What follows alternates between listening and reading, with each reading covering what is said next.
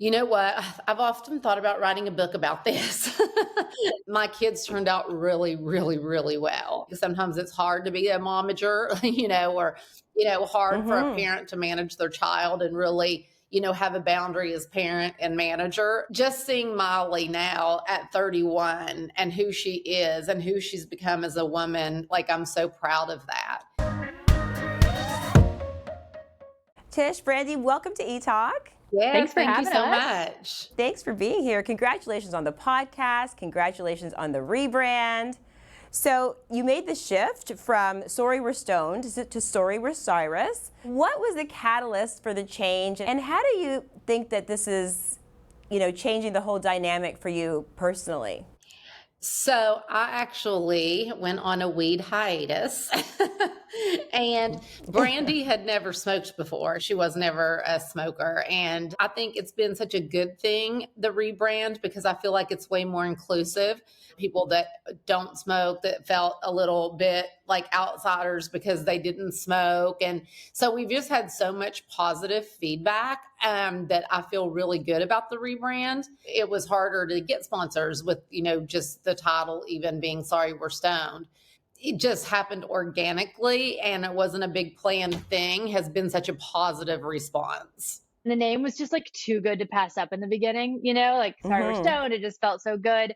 And truly, since day one, like for me, I kind of like the idea of like stoned as just this like mindset of like being happy with your life and, bringing like love and light to people and just good vibes and just all that. And I think overall, the podcast is staying the same, right? It's just the name that's changing.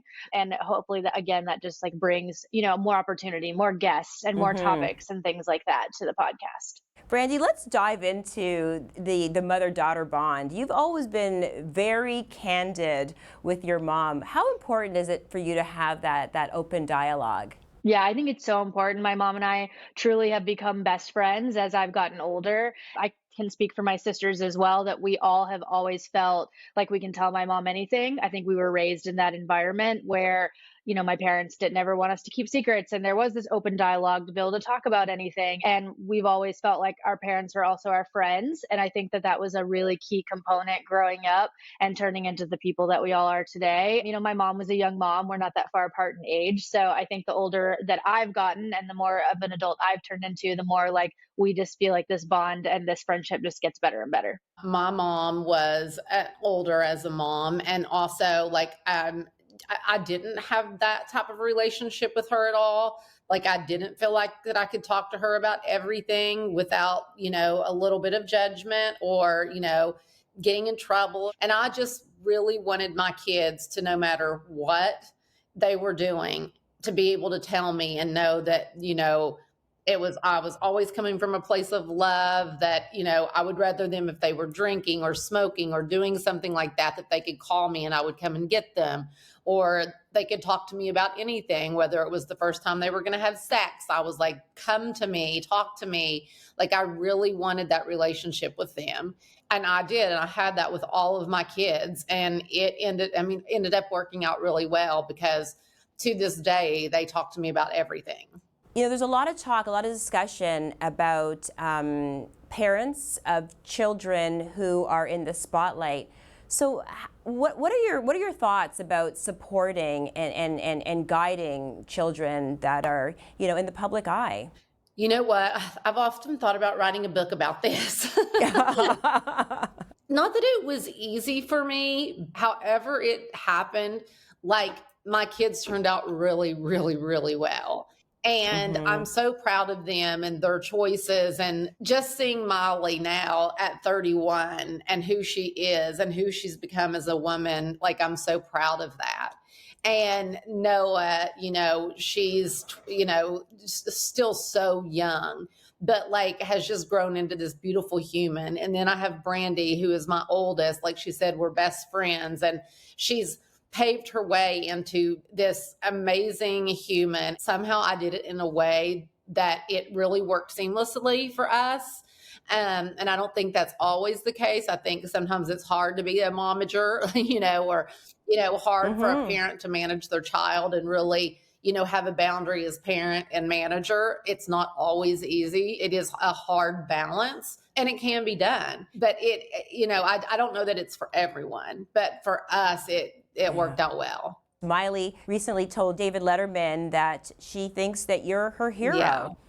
When you hear her say that, what does that mean to you? Everything. And I immediately teared up and was just like, it is so beautiful to sit there and know that, when we got to LA, she was so young. She was 12 years old.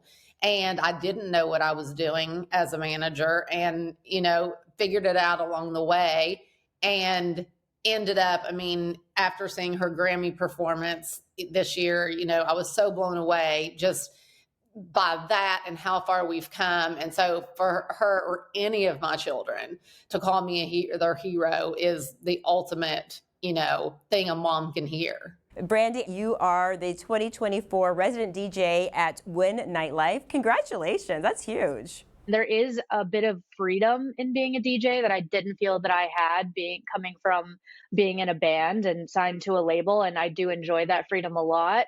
But there's still, it's still a good creative outlet. I still get to make music. I still get to perform and make fans and meet people. And all of that is what I love the most about it. Well, you created an incredible remix of Lainey Wilson's song Wildflowers and Wild Horses. What is it about Lainey and her music that inspires you? Yeah, Lainey is not only an amazing musician and artist, but an amazing human. I've really gotten to know her well throughout this process. And she just, we have a lot in common. She's a horse girl. She's from the South.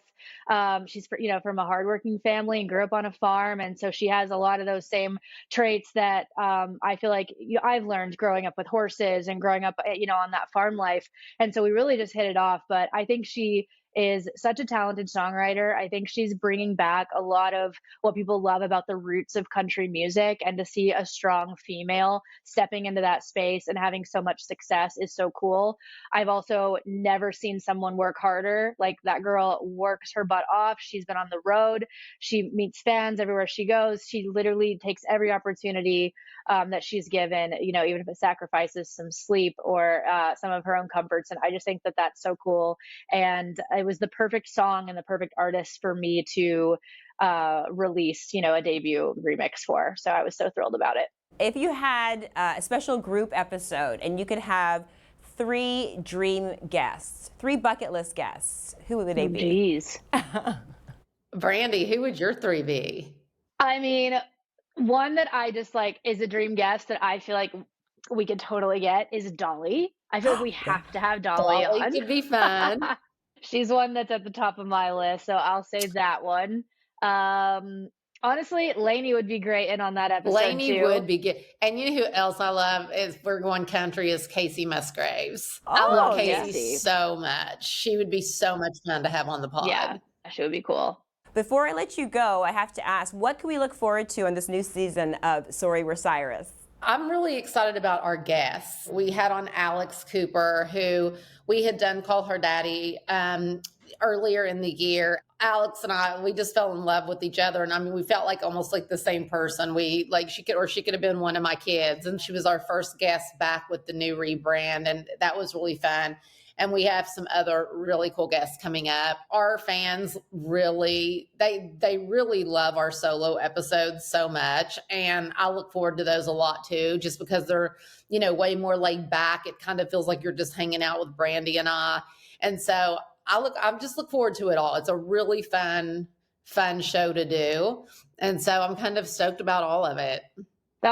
Truly, that. It's just, the opportunities are endless, and we're so excited to keep growing it and growing the audience, and just seeing what opportunities that the podcast can bring. Like the video? Then hit the button, or better yet, drop us a comment. Then check out our latest videos here, and don't forget to subscribe by hitting the button here for more celebrity interviews and entertainment news.